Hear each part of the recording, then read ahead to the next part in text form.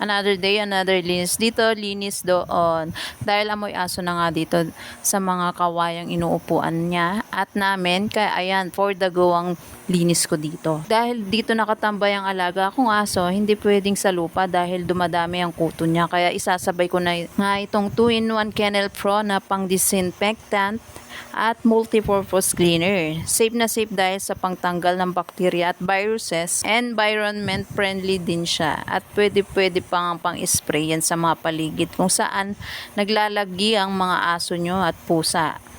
Sinake ko muna nga ito bago ko ginamit at pagkatapos ay inihalo ko naman sa tubig para marami. Tapos ayan, hinihintay ko lang ng 10 minutes para maalis yung germs sa paligid niya. 1 liter na pala ito at ang affordable pa. Kaya kung gusto nyong safe ang alaga nyo or makaiwas sa anumang sakit, itry nyo na tong disinfectant and